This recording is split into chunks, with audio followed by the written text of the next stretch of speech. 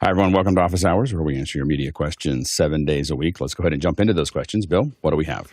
Our first question this morning comes from David Ragsdale in Wilmington, Massachusetts. And David wonders, I got custom in-ear monitors for podcasting and Zoom calls, and my voice sounds extremely boomy and unnatural. Is this an inevitable effect of sealing the ear canal, or is there anything I can do to mitigate this sound and make it sound more normal in my own ears? I go, Jeff. Well, the situation is you're actually probably hearing your voice accurately for the first time. Surprise, that's you.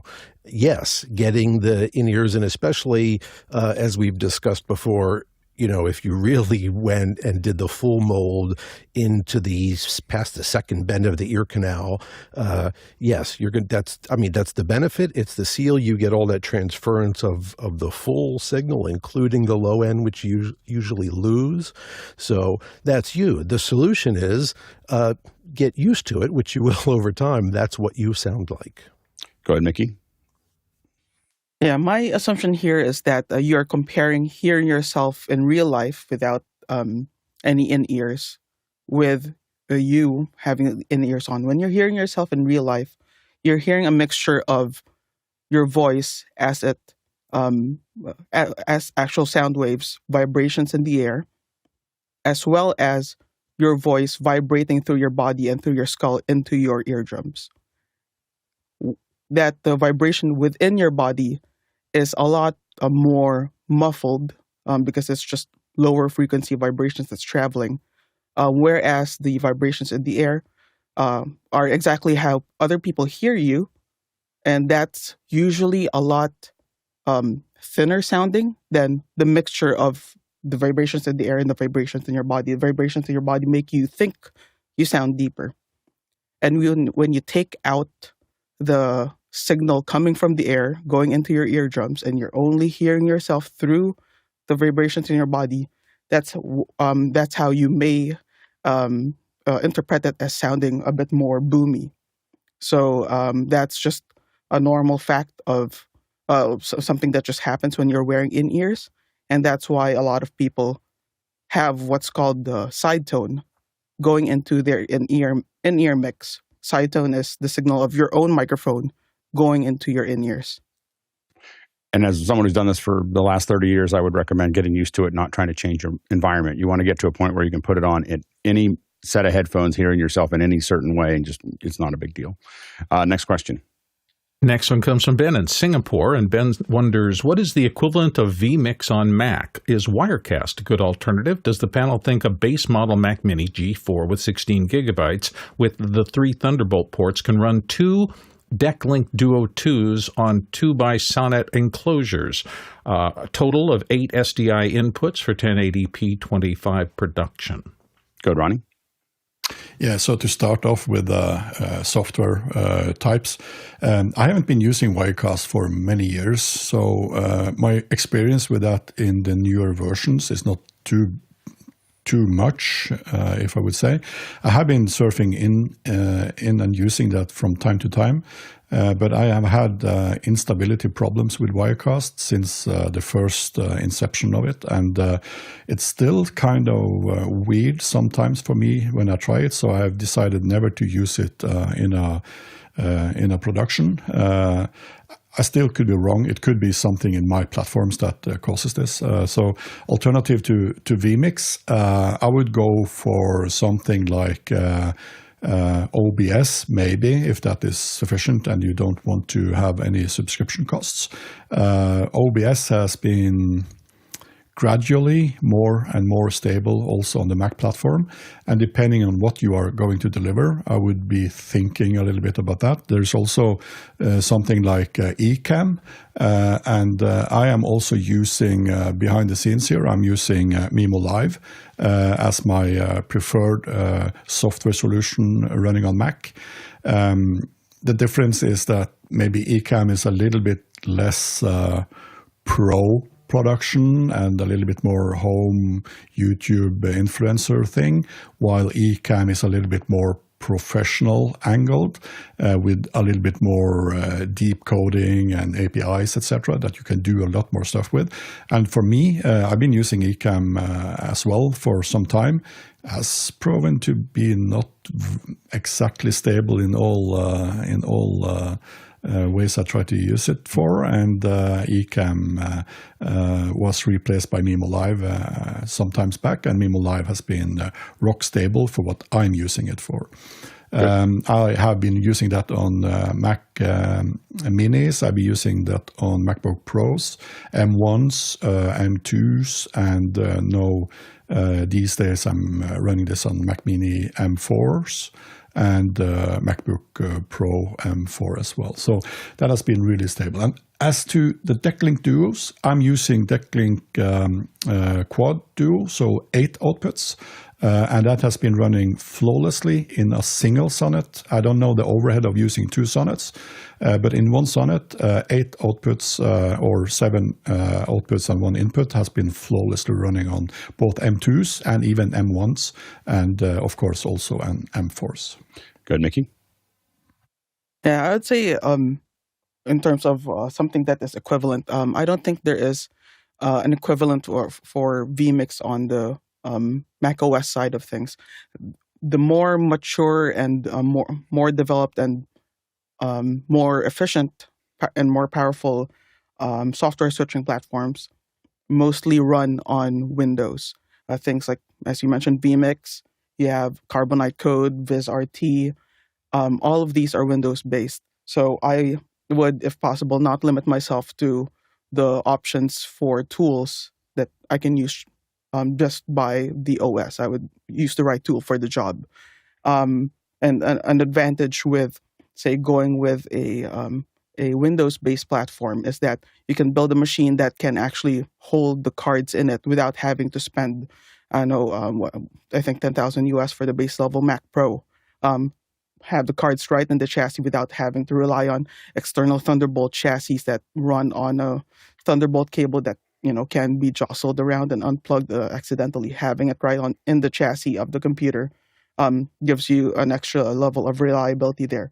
Going to talking about the DeckLinks and the Sonnet enclosures, yes, you can run 2 Sonnet enclosures with 2 DeckLink Duos in it, with a DeckLink Duo in each one of them. That will work fine with the Mac Mini M4. But as Ronnie said, there is also, if you don't have the cards yet, there's also the DeckLink Quad 2, which is able to take in up to 8 SDI signals or spit out up to 8 SDI signals from it.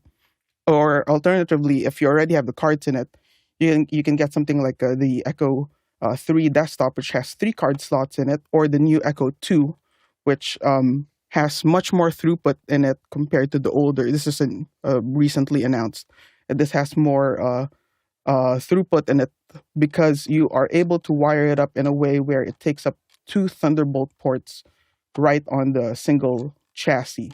So if you need to run higher throughput cards in it in the future, has something higher than 2, because I think the DeckLink Duos only require a 4-lane PCIe slot. So not much throughput compared to, say, a GPU. But if in the future you need to use, like, say, QSFP plus dual QSFP plus cards in it for high-speed networking, then you can use this box with higher throughput cards and put the high-speed cards in this. I'll try to lab it out. I think I have all the pieces that you're asking about. And so I can, we'll see if we can't put something together maybe over the weekend. Just remind me by asking Ben if you can ask this question again on Saturday, actually on Sunday. Sunday's the day I probably lab it out. Saturday I got to go to a show. I have to manage a show. So, but so I could probably, because I have the Duos, I have a Quad, I have a base Mac Mini. We can kind of look at what it looks like. I would not use, I started my company on Wirecast. I would not use it in production at this point. I just feel like it needs to be written from the ground up again. I think that they've tried to do more than they're really ready for. I use Mimo Live for the stuff. If I'm using a software switcher on a Mac, right now I'm using Mimo Live for that. And a lot of it has to do with the flexibility that I have, but also the the interface that I can build to run it is a game changer for me. Like when I'm doing a show where I just want to tap through things, I have 4 Stream Decks on my desk, but I do not like using them for switching. So I use them for services, but I don't use them for actual production. I know a lot of people do. I just don't like the travel on them, and so I like it. For whatever reason, I find that my iPad is more responsive, and I can make them any size I want, and different shapes that I want, and all the other things that I like to do. And so for me, that is a real secret sauce for me Mimo Live. And before that, I knew how to do that. It was a pretty complicated app to use. So it is definitely an acquired taste, I guess is what I would say. Ecamm, I think you can do a lot of great work on. I will say that I use OBS I use OBS in very limited ways on my Mac Mini M4 for some testing. I would not probably use it in production either. I think that, so anyway, so those are the things. I don't, at one point we had 16 PCs running. I don't think I would put a PC back into as a software switcher unless I could get an enterprise license to Windows. The updates are intolerable. Like that is not a production approach to processes. Having to do an update that breaks everything, every so often just makes me completely crazy.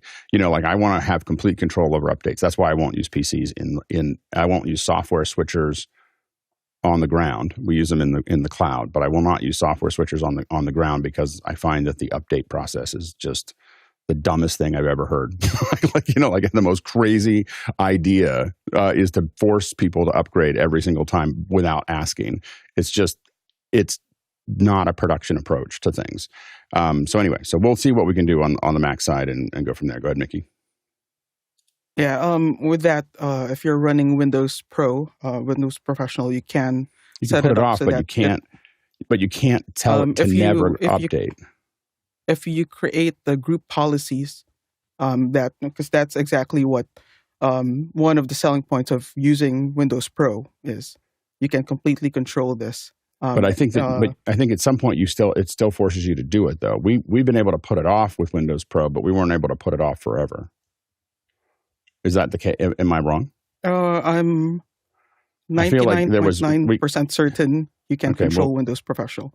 Okay, we could control it, but our experience was eventually it forced us to do it.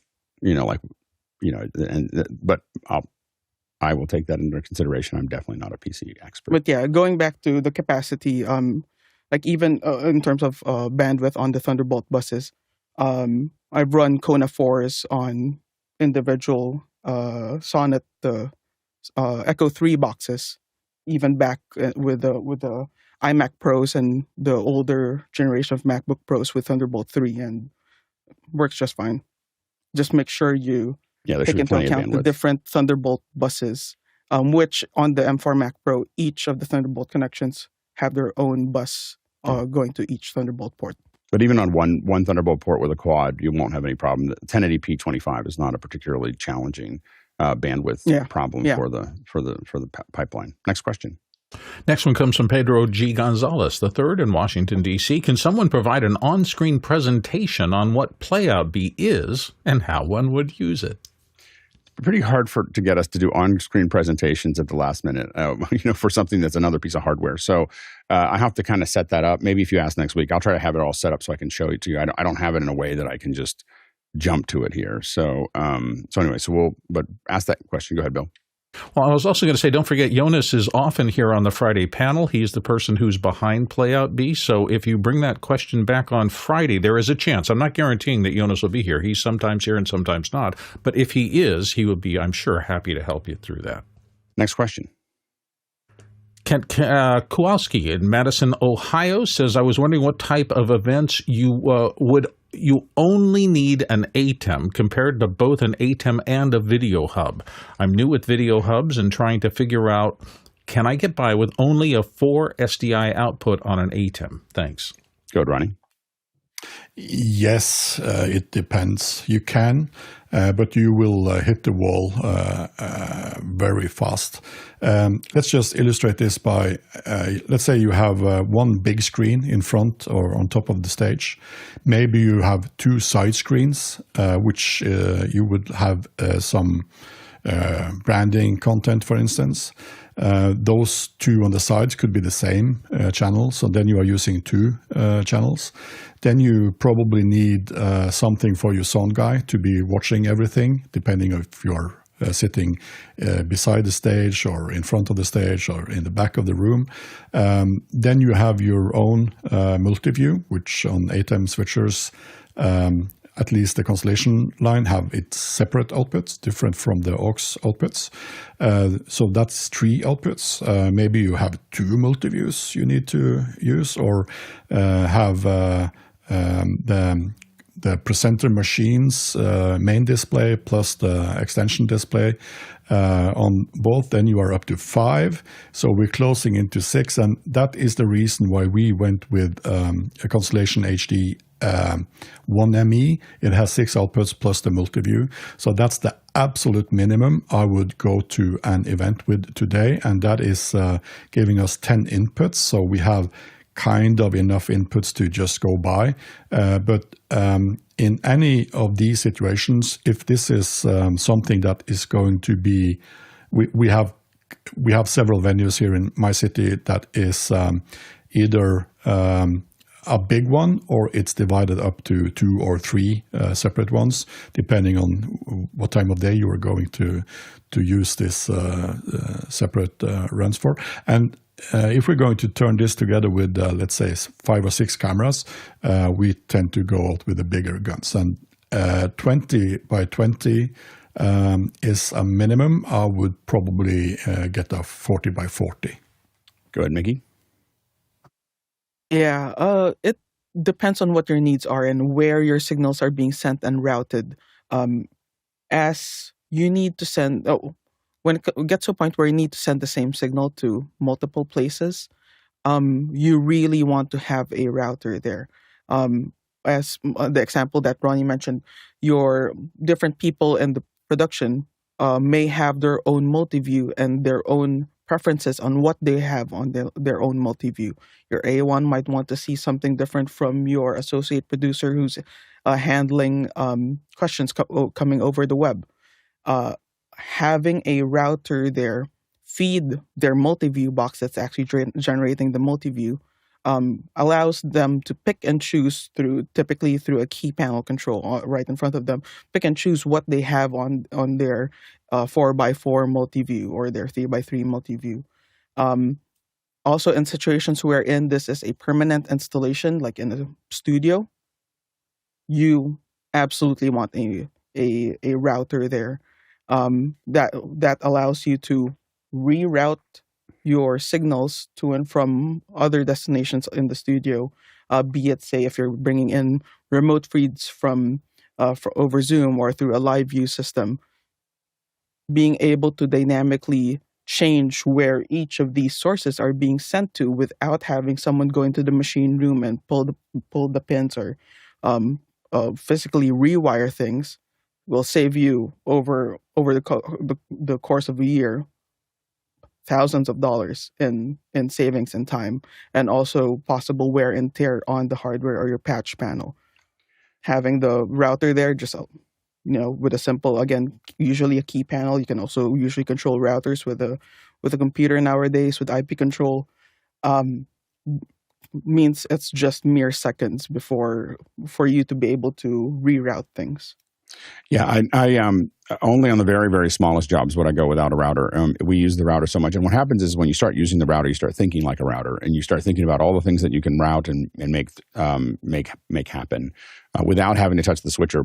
If you have a larger constellation that has 40 in and 24 out or something like that, you might be able to get away with it. But the problem is now you're intermingling your show and your routing, which I don't like to do.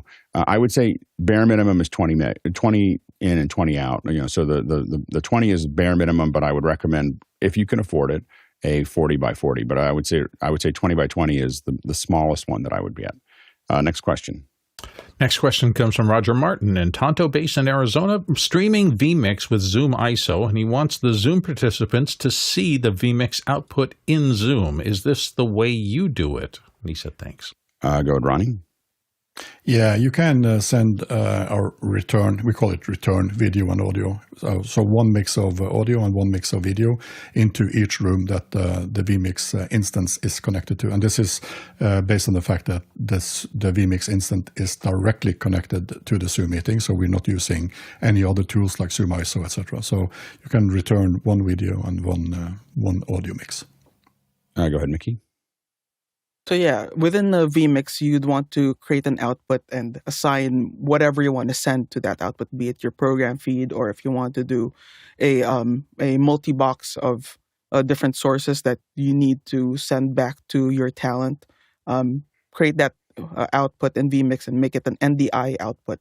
And on the machine that's running Zoom ISO, you want to install NDI tools, and you want to run the NDI virtual input application.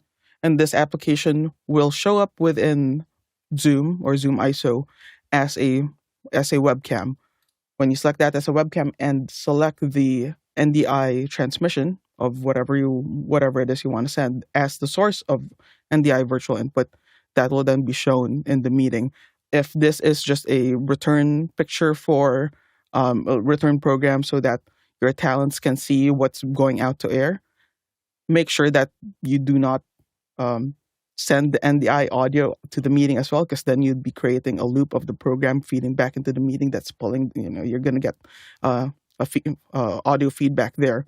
But for a video return, that's a quick and easy way to do it. Next question. Ooh, I'm excited. This is from Alex Lindsay in Nevada, California, and he notes, I have some inexpensive mics to test. I'm pulling out my headphones. This will be all right. fun. Now, I can't hear it. I realize I put this question in. I probably should have set it all up and everything else. These are USB-only mics, so I can't, the way my pipeline works, I can't hear myself. So I'm just going to kind of talk into it. You'll have to tell me. I can hear you guys, so you can tell me if I'm too low or too high or other things like that. So this is what we're trying to figure out is we send right now MV6s and MV7s to guests for Michael Krasny's show, and the issue is that they don't send them back. Or we get them back, or it's a lot of hassle, and it costs us, if we're sending out a box, it often costs anywhere from $30 to $40 sometimes on a tight turn to get, or more, to get it to them, and then it costs more money to bring it back. And so this whole thing is like, and I was like, well, I know that the perfect situation is to use an MV6 or an MV7, but I got to find a way that I could just order something for the cost that it's taking us to ship it. I just need something I can order from Amazon and just drop ship it, just drop ship it overnight to somebody and have it be like, hey, this is a gift for being on our show. We don't want it back. And it would be transformational if we could figure this out. I'll say already that I don't think these mics are as good as the mic that I'm talking into right now, or many of the mics that I own, or the MV6s. But I do think that the question really is do we think that they're good enough, to do something? And this might be useful for people who want to be on panels and people who want to do whatever, are they good enough to pull this off? Now this is the company that I'm testing. I'm sorry to interrupt, but can I make a request suggestion that you don't tell us what they are first? Let us just hear them. Yeah, I just want to kind of set it up. So these are Mayanos is what they're called. And they are, they're about $60, each. They're two different ones. They make them both. And this is the first one I'll test is this little one here. And it comes with a little stand. It's very cute. Cute. It has an extender on it that it comes with. I'm not going to take it out of the box because if I don't like them, I'm sending them back. I'm trying to keep everything in one place. So but you'll see that it only has a USB on the back. Now, it doesn't have a headphone jack. For me, this is actually a feature. So some people would consider this a bug because you can't be able to hear yourself. Most people we send this to aren't used to side tone, so they're not used to hearing themselves anyway. So it actually throws them off. And number two is when they plug the mic in, the Zoom immediately looks at this and takes away, they can't hear us anymore. So they go, oh, I have another speaker, and it grabs onto that. And then suddenly we're in this, I have to call them to figure out what's going on, or somebody has to call them. So, it's usually Jeff that has to call them and figure out what's going on because they can't hear us anymore. So remember, we're doing this for folks that are very, not super technical savvy. I mean, that's been our experience. So hopefully this works. I think I got a good cable for this. Hey, Alex, since it doesn't have an output, what's the knob on the top of the mic for? It's the volume of the mic, because this is a. Oh, there's level setting at the mic. There's level setting there. That's a bummer, but you know, we have to do something. You know, they have to be able to do it somewhere. So I'm going to try to change over to this. You may hear some handling. I'm trying to minimize handling noise, but I'm just going to put it here so that it's kind of in the same place. And I can turn it up a little bit from here. So now this one, let's see. Okay, so here I'm going to jump over to this. And again, I won't be able to, I'll still be able to hear myself talking because I'm in the other mic for myself. But you guys will have to tell me if you hear it change. So this is now changed. Can you hear? And that's probably a pretty straight change from one to the other. Now, is it too low to, let's see, I'm talking into it, probably a little louder than the last one that I had there, right? So it's, so I could probably turn it down a little bit. So now I'm talking into it. We are glad the Dauphin is so pleasant with us. His present and your pains we thank you for. When we matched our rackets to these balls, we will in France by God's grace. Play a set shall strike his father's crown into the hazard. So that's this first mic. I don't know how it sounds to all of you.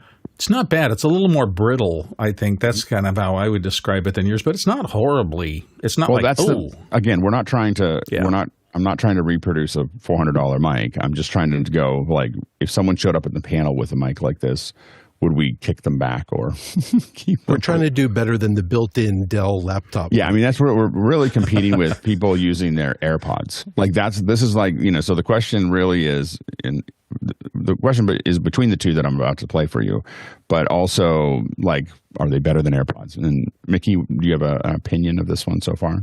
Yeah. Are you currently using it, via USB or via XLR? It's only USB. It doesn't have an original sound on?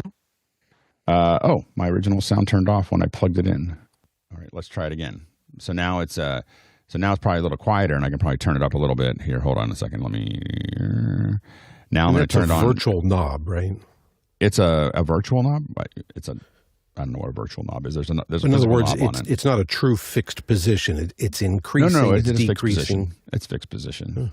Yeah. So I can hear like an extreme null in your mid range. Right. So I'm getting that brittleness that Bill mentioned earlier at the top end. It sounds like at any point it will like snap and break apart at the top end, and then extremely hyped on the low end. Yep. So it's very bassy. That was my kind of experience of it, bassy. So anyway, so this is the first one. I'll play it. And the recording that I heard of this, there was a lot of plosives, which I'm not hearing. I just picked it up and did it. Yeah, I mean, if you I'm following a rule better than when I did it. So if I talk into it here, you might hear if Peter Piper picked a peck of peppers. So you gotta follow the hard rule of when I did it for you before, I had a short USB cable with me, and I just plugged it in and talked into it, and I was kind of leaned over to one side. Generally, again, the thing that we try to tell people, this is just for everyone watching, is this, you know, I'm going to try to do this, you put my eyes, that channel is where we don't want the mic, like ever. So like when we talk to people about where they put their mic, we're like, keep it out, the two edges of their outside eyes. There's a channel, and just imagine that channel going straight out into the distance, and it's lava. Civilians try so much to eat the mic. Have you tried it at different, if you get real close to it, does it really proximity up? Well, I don't know. I mean, does it sound like so you'll have some of that. So anyway, but I'm not, I think that it is, so anyway, this is the first one. This is the, I don't know what it is. And while you're switching, the other thing we know is no matter how much they're lined up perfectly pre-show, the second you say, action, you're on the air, go, all of a sudden position changes, there are levels, everything. That's when they lean into an inch before I'm on now. Or lean back and get comfortable. Okay, so now I'm back to the one that you're used to hearing me on, and now I'm going to switch over. Let's see, it turns on. Now you can hear me on this one. Now, this one could be low, it could be high, and I'm not sure which. Okay, we are glad the Dauphin is so pleasant with us. His present and your pains we thank you for. When we have matched our rackets to these balls, we will... I'm trying to make it louder. Check 1, 2. We are glad that I have original sound on. We are glad that Dauphin is so pleasant with us. His presidential pains we thank you for. We have matched our rackets to these balls. We will in France by God's grace. Play In set between shall strike that his first father's test, crown were you into the house.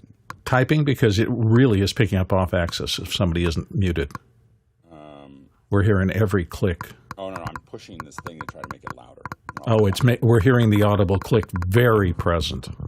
Oh, yeah. That's because it's on the mic. So I'm trying to push. I was just trying to make it louder. Yeah, so it's not well isolated for those kind of things, but no one will do do that while you're doing it. Yeah, so I won't touch that there. So now this one seems like it's a little bit quiet, so it's not going to be quite as this is as loud as I think as it goes.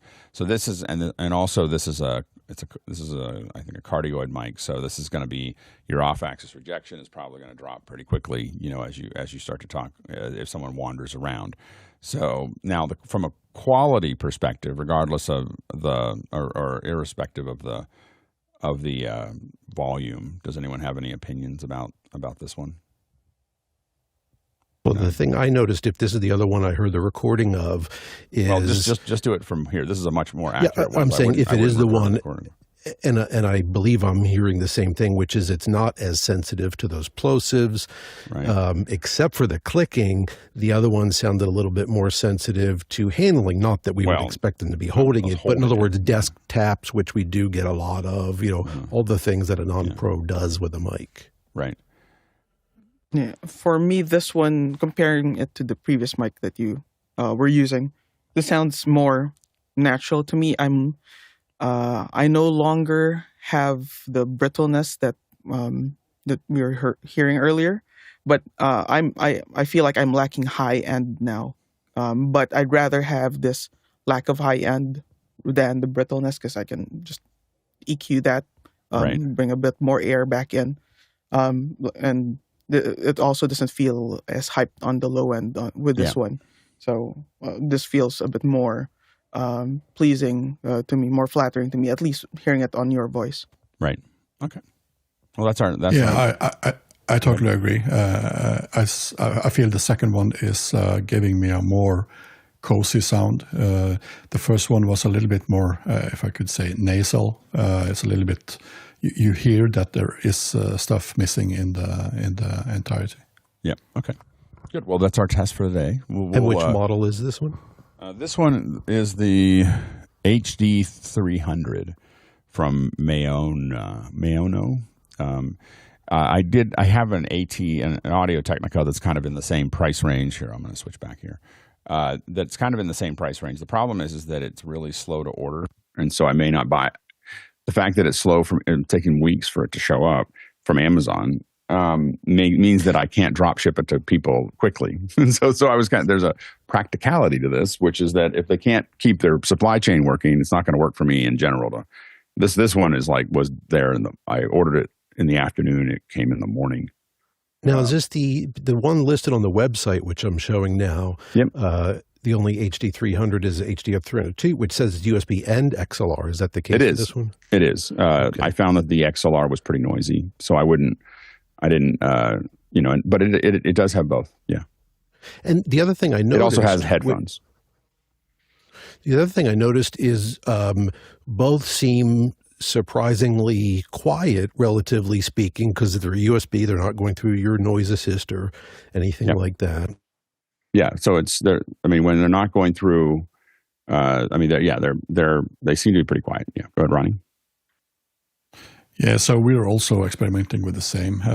We tend to get our microphones back, but we've been looking into this nice thing from Sennheiser, which is called XS Lav USB-C, which just has a USB-C plug, and it's 2 meter or 6 feet cable. And we're getting really good, at least for what we expected from a kind of budget lavalier mic. We're getting decent results, even if in the noisy areas like airports, etc. So we try to, and this is the thing I'm talking about. We're trying to, we're going to test it out. I just got them. I have 3. We've done a couple, I think that for PixelCore, we had done about 6,000 people. And of those, we probably sent kits to a couple thousand. And we started with labs and moved away from them because they were just not, we couldn't control people's environment enough. And they're just too far away from the person's mouth. And in a studio environment, I think labs work. In I don't know where you're going to be environment, and you are a civilian trying to put the lab on, they looked messy, they felt messy, they sounded messy, and we tried all kinds of different labs within some reason. I mean, we didn't spend more than $200 on a lab that we sent out on a kit, but we can't. I mean, I can't send a kit out with Sankins, and even then the Sankins pick up a lot. But I can't. So we would send out. I think they were these. Sure, I think they were like MX 150s or something like that is what we sent out. Anyway, but we just found that they just picked up so much stuff that it wasn't worth it. And so we moved back and we were like, well, we can have mics in the shot. So, that was for what we were doing. Yeah, go ahead, Mickey. Yeah, I just wanted to remind you to turn original sound back on. Thank you. Oh, yeah. It's a little annoying that it turns off every time you switch the mic. Thank you very much. Next question. Roscoe Jones is up next from Madison, Indiana. On digital board input levels, when do you use the gain knob and when do you use a trim knob? Is your use of them affected when sending feeds to a remote mixer? Go ahead, Mickey. So yeah, for this, I'm assuming you're talking about a digital trim coming into the board. In situations wherein you still want to maintain a good level on your head amp, your preamp with good amount of headroom before the analog to digital conversion.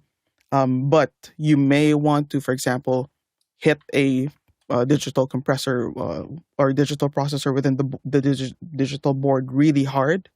You may want to use that additional digital trim, which is after the analog to digital conversion and within the mix engine of your mixing console, which often operates in 32-bit or 64-bit within the digital realm. Then that's one reason to use the digital trim if you want to hit like say if you have guitars or drum mics that you want to smash into a compressor really hard, you might want to use digital trim for that. Another situation is, as you mentioned, if multiple departments, like say video world and the recording truck and the broadcast truck, are using the same signals from the same stage box or the same head amp, then you would typically gain it up to the lowest common denominator, or at least within reason. You want everyone to have as much headroom as they would prefer to have. But if with your use case, whatever you're doing with the signals and mixing, if you want to hit your board or your faders harder, then you can use those digital trims. Or if you want to bring it down even more, you can use those digital trims. But it's all about managing the initial gain stage and having a good amount of headroom there, and then so that it's coming in nice and clean with near zero chance of overmodulating prior to the analog to digital conversion, and then managing your gain staging after that to hit the levels that you wanted to hit. Good, Ronnie. Yeah, and some of the bigger console types have automatic regaining. So if you have set a gain, let's say you are in monitor world on a stage, and the monitor world is responsible for setting the master gains, and then share those inputs to other consoles, like Mickey was talking about, then you can have on bigger consoles an automatic. So if the monitor world is changing the master gain, which controls the preamp, you can have the other consoles that are hanging onto that. It will then regain or retrim their own console automatically if you just connect them to that automation. And we have been testing this out using this software, which is the mixing station, and that makes us possible to use a regain functionality with multiple consoles on the same preamp, just using the software to do this for us. And it's kind of a little bit hacky, but it's actually working pretty well. And you can have license for different type of consoles. So that's something we are using for the Allen Heath's smaller SQ series mixers, for instance. If you want to ask questions any time of the day, you can go to askofficehours.global. That's askofficehours.global. You don't need to log in. You just put your name, your location, so that we know who sent it, and put your question in. It doesn't matter when you do it, and then what we do is we file those in and let people vote on them in Mukana after that. So askofficehours.global. Let's go to the next question. Paul Wallace in Austin, Texas is up next, and he wonders, what camera would you mount on this super long-range drone, and how would you mount it? And he notes that this drone has a greater than 100-minute flight time, a 237-pound payload, an 85-mile range, 100-mile-an-hour top speed, an IP55 weather rating, and a maximum takeoff weight of 551 pounds. So these are the big boys here. Yeah, so this is what it looks like here. This is from Sci-Fly, and you can see that it's really kind of picking up speed, so to speak, 100 miles an hour. In general, with one of these, we would look at these mounting brackets and we would machine a mount. Like there's not any how you would build it. We would design a mount that was going to go to it for something that's going to move that fast. And putting expensive camera equipment on it, it's going to be a custom design. So we're going to figure out. I'm going to guess that one of these not only do they have these little feet, but they probably have a variety of custom mounting options that are down below. So we would look at what those are. They're not showing them clearly here, but I bet you there's a whole basic mounting system there that allows us to look at how do we screw it into the device. And so we would figure out what that looks like. And then from there, we would probably design something. Typically, we would 3D print pieces of it to kind of think about it and everything else. And then we would machine it. So the machining of that process to make that work. We probably have to also, you want to think about how you're going to do liftoff and take, and this one doesn't have, you're going to have to figure out how those legs go down so that you can land it. You're either going to land it on something, or so with some of the camera rigs that we have or that we've used in the past, we have a landing area that they have, but it's basically like a chute that they have to land inside of, because we don't want to leave the legs out where the camera will see them. So the camera is actually hanging below the drone. And so the result is that we have to, there's kind of a process of a sled that we essentially have to land into to drop the camera into it. So those are some of the things to think about. Looks pretty exciting for shooting, doing some really high end camera stuff. I will say that it would have to be, I want to shoot with an Airy or something else really, big to do this, because most drone shots at this point, we're shooting with the Inspire 3 and with an X9, and the footage is pretty compelling with that camera. Next question. Roger Martin in Tonto Basin, Arizona, up next. Streaming with Vmix and Zoom ISO. Should the host come in on Vmix or Zoom? And more about how you do it. So thanks. Go ahead, Ronnie. Yeah, so in your version of Vmix, you have Zoom integrated as a plug. You just have to add a plugin and connect directly to the Zoom meeting. So if I understand the question correctly, you're kind of asking if you should be using a different way or using Zoom integration inside Vmix. I would think that you should use the Vmix integration, and then as we were touching into a little bit before today, just create a outgoing video and audio mix and return that to the same meeting. I think that's the most kind of new model. You have to have the newest version of Vmix, or newer than 27, I think, and you also need probably to have the subscription version to be able to have a higher bandwidth. If that's not the case, you could easily use Zoom ISO as you suggest, and just export NDI feeds and pick them up in Vmix and do the return video or program with the return audio as an NDI feed, and then return that into Zoom as a source. So Mickey will probably pick up on this. Go ahead, Mickey. So yeah, the actual Vmix Zoom client does not have to be the host of the meeting. What's important is that it either has recording permissions or streaming permissions. do know that streaming using the streaming method does not work if in a breakout room. From what I know, that could have changed in the past couple months. But in the past, if you bring in your capture bots into a breakout room, you can only use the recording mode. So make sure that the Zoom ISO client has either recording permissions or streaming permissions, and that matches the setting that you have within Vmix as well, either recording versus streaming. I would recommend having a separate computer run as the host of the meeting itself. That way, if you need to do any management of the meeting as a meeting host, you don't have to jump into the Vmix system just to do that. You can just have a management or a host machine or a host producer that manages the meeting for you instead of doing it within Vmix. Next question.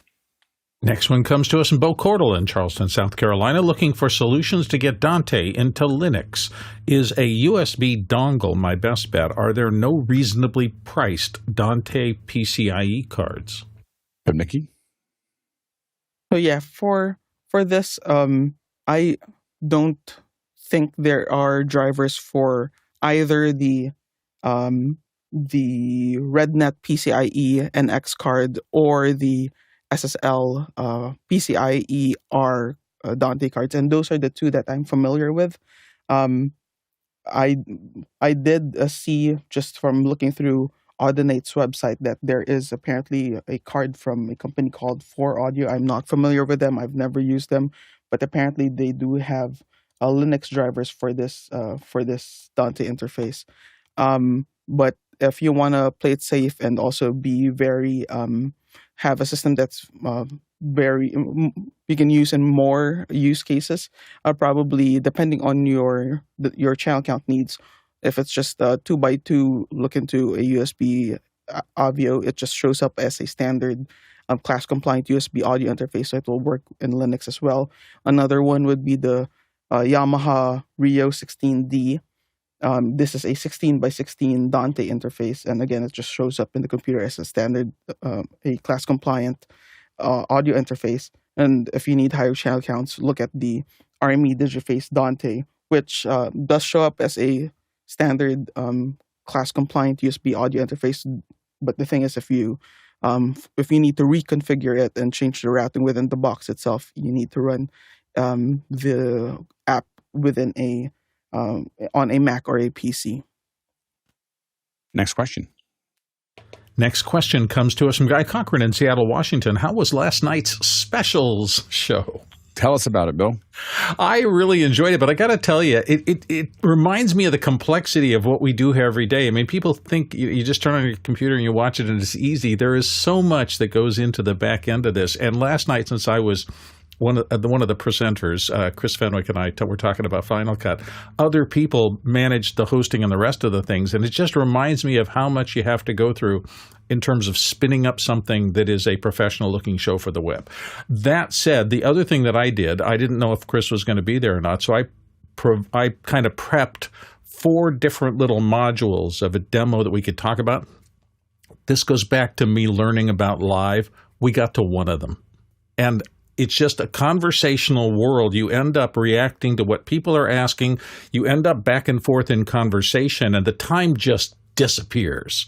So it reminds me of the first time that I did a stand-up presentation for a conference. You know, you think you're going to need all this stuff, and you look up and you've got 6 minutes left out of your hour. And it felt a little like that. I wish I would have gotten to more of the practical stuff and less of the philosophical stuff, although that's fun to talk about, and I like to think that it was fun for people to listen to. But I do wish I had been more disciplined about getting more information that I had planned on talking about to let people understand more about the software and how I use it, and less of the just philosophical about how it works. That's just my breakdown of it. But it was fun to do, and it's always great talking to Chris, and CJ did a fabulous job as the moderator, as he always does. I think it sounds like we need to do more of those. So stay tuned. You have some content that you left on the field.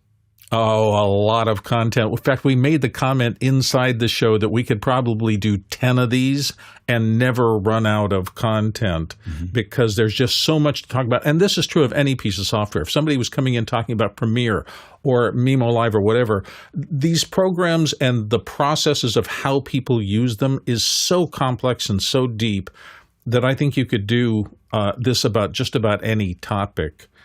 These are not surface topics. There's a lot to discuss about approach and techniques and processes. Cool. Next question. Next one comes to us from David Brady in New York City. I got into 360 cameras by way of the Ricoh Theta S3. Insta360 has some deep cuts on their X3 camera, and it's $299 to $499 US. Buy or hold? Well, it seems like that right now Insta360 may be coming out with another version, or they're just trying to clear old. It's not even on their website, so I'm not sure exactly where you're seeing that. But the X3 seems to be off their website. I was looking for it. They're selling right now the X4 and the X5. The resolution's, of course, going to be a little bit lower, so you just got to decide what makes sense for you. The X5, I think, is tapping out at 8K 30, which is kind of amazing. And I think it'll do 4K 120, which is pretty interesting. For me, I'm always trying to get to about 6K 120 is kind of where I'm trying. And I couldn't quite find the spec of exactly what it would do on the X5. If I'm going to buy something, I think that I would tend to lean into wanting to do, it looks like 4K does, 4K 120 is there. It is at 5K, 5.7K, so almost 6K. You can get up to 60 frames a second. But that is with the X5. And so I would, for me, if I was going to buy one, I kind of put my time and effort and everything else into it.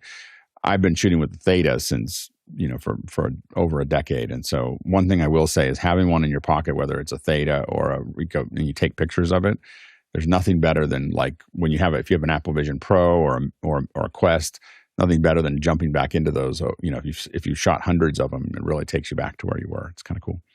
Next question.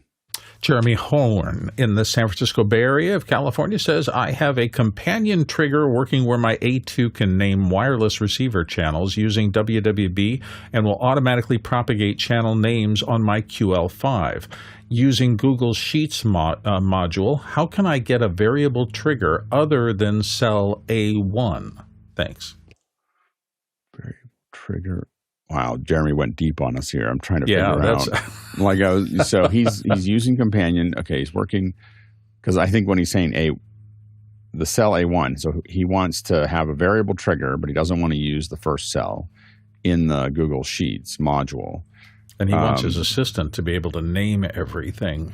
Well, that's what he has working. So his assistant can name the wireless receiver channels using WWB, and it will automatically. And he's using Google Sheets as a way to hand that off. I have to admit that as someone who now uses Airtable a lot, I would really think about an Airtable with an extension. If I was going to do this, it will cost you more, but it will. You just have so much more flexibility about how you manage data. So, So I think he may be running into a limitation on Google Sheets and how it can. Maybe. I don't know. I don't know the answer to this, Jeremy. It's a good deep question. But I might get a demo of Mickey. Airtable and see if there's an extension that can hand that data off more cleanly. Go ahead, Mickey. Yeah. I don't know the answer as well, but I'd love to get a copy of the companion preset that you have and take a look at it. And first learn how you did it. And second, see Jeremy, this may have been a first. Yeah. Mickey, in 5 years, Mickey was like, "I want you to show me how you did that." I don't know. No. I'll see how I can try to. You're out there in the Badlands, make it work out for what you need. But I want to ask as well: is there a way that you can do this with sound, doing it within Soundbase instead of Wireless Workbench? Because that would be really powerful if it's coming from Soundbase. Because when the larger channel count shows I rely on Soundbase so much. And not so much. Can you explain what the difference is? What those two things are? for our listeners? Sound-based is so Wireless Workbench is a Shure's RF management software application that utilizes their receivers as well as their IEM transmitters to be able to help scan the RF environment and allow you to very easily coordinate RF, at least amongst your Shure products. But while sound-based is that, except for a lot of different manufacturers, and with so much more capability and features, you can coordinate RF across a whole broad spectrum intended of products. Cool, very cool. Next question. Angelo Jack in Brooklyn, New York is up next, and Angelo wonders, does the panel have any thoughts about this item from Harrison Audio? Came across this in research and wondered about its applications, and he's got something about the Harrison Audio D510 Dante. The stall you have here is that we just saw this, and so we're very quickly let's pull it up and kick some tires quick. Yeah, so this is what we're talking about here. I mean, I think this is an add-on. I don't think that this. See here, this looks like it's an add-on for a Harrison interface. So it's not something. It would be not something you would buy. So the question is, are you using Harrison already? Because it doesn't. I think that it's something that would be part of their platform, not something that's standalone. That's how it looks to me. So yeah, Harrison's a broadcast company. It's been around for a long, long time. So they must have main consoles, and this is an add-on to it. Seems like. Yeah. Go ahead, Mickey. Yeah, this looks like it is if you're familiar with 500 series processors, these are little process. It started out as little modules coming from mixing consoles.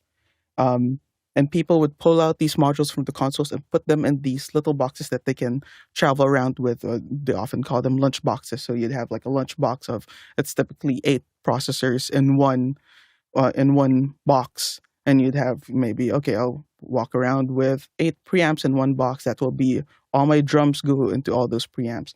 I'll have 8 compressors in another box, 8 different types of processors in another.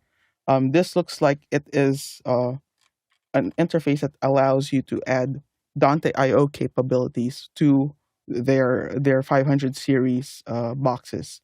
So it's designed for integrating outboard hardware processing into the digital realm with the ease of repatching with Dante, because it's all audio over IP.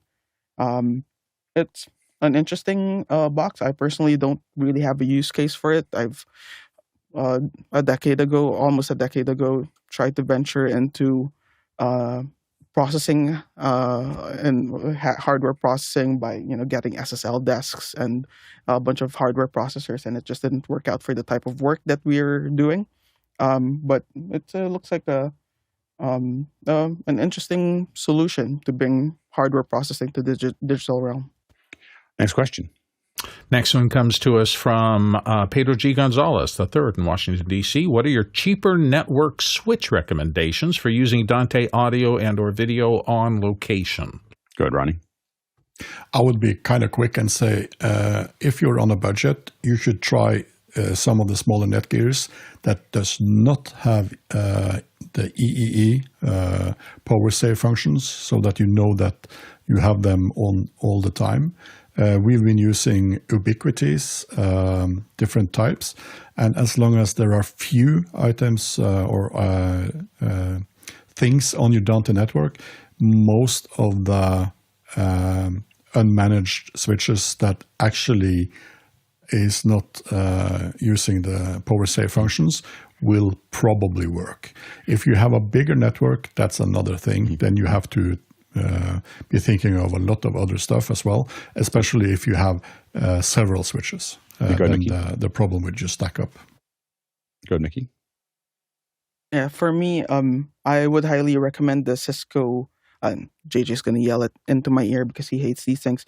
The Cisco small business line of switches, specifically the CBS 350 product line. It says here, I guess, starts at 270 US, and they have several dozen options for switches of various sizes and speeds, backlane speeds, and their port speeds. It's certainly that's most of my switches are CBS 350 switches. They're not as expensive, and I guess not as capable as the Catalyst line of switches from Cisco. But for my specific use case, running audio for audio over IP for shows, as well as running networking for a small post facility, this gets the job done for me. Last question. Pedro G. Gonzalez is back with this one. Is there a more affordable stage box than the Tio1608-D2 Audio I rack that utilizes Dante? Stage rack that's less than the Tio. I'm trying to look at what the price is. For the Tio is about $1,600, $1,549 seems to be across the board. For that many channels too. So this is 16 in, 8 out, 8 return channels out there and I don't know if that 1600 is that always Dante. And I haven't used any of the Tios. I use the Rios, are the ones that I'm the most familiar with, which are admittedly a little bit more expensive. And so these are going to put these on the Dante network. It depends on what you want for preamps, right? So, you could put, you can do things like we've used X32s as, racks but the, preamps aren't going to be as good as the Tios. So that's, but as a kind of a rough, we have this here, let's use it, that we have been able to use those X32s, and they're a bit less expensive. At least the older ones were. Yeah, go ahead, Mickey.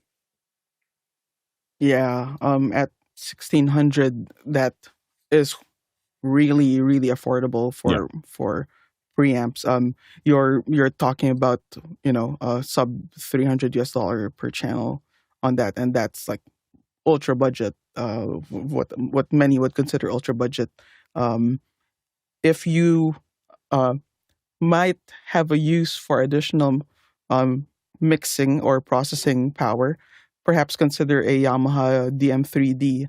Which comes in at $2,000 or $2,100 US as a as a glorified stage box with some mixing capabilities, and it's just $500 US more than the Tio. Thanks so much to everyone who asked all these questions. We didn't get to quite all the questions here. If we send them back to you, of course, you can bring them back in tomorrow and we'll cover them then. But thank you to the producers who asked these questions, vote on the questions. There's no show without you. We don't have a plan. There's no content. The content is the questions. And so we really appreciate all of you throwing questions in. Probably half of the questions came in from the QR code. And again, you can go to askofficehours.global. And dump questions in there any time of the day. It's great because then we have them for the next day. So if you did put them in that way and we didn't get to them, they'll come back in tomorrow and people can vote on them. They still have to get voted up. So that's if you haven't heard it hit yet. So, but thank you so much for asking those questions. Thanks to the panelists. Can't do this without you. A great panel today. This is our kind of our audio leaning day. So thank you so much to the panelists for contributing to the conversation and really answering these and sharing your knowledge with everyone. And thanks to the incredible team that makes this possible. This is a small village. You don't see everybody every day, but there's a small village that has to get up and every single day, 7 days a week for the last 5 years, has gotten up and made sure that this show happens. And we really appreciate everybody's contribution. Today, if we had done this in person, the Tlaloc Traversal, we would have traveled 40,000 miles. That's 65,000 kilometers, and that is 318 million bananas for scale. All right, let's go ahead and jump into After Hours.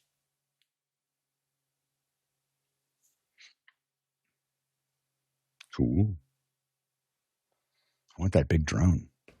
Yeah, I saw those payloads. So much drone.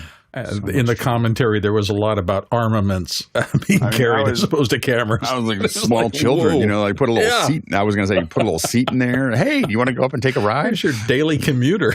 Yeah, exactly. You can ride this until someone from Child Services shows up. Yeah. All right. Thanks. C-Lab, turning it a little bit down. How does that sound to you? Rashid, can you listen to it and say if you pick up a lot of noise in the background while I'm increasing the levels to something that should be able to be listening to? No, it seems that it's too low still.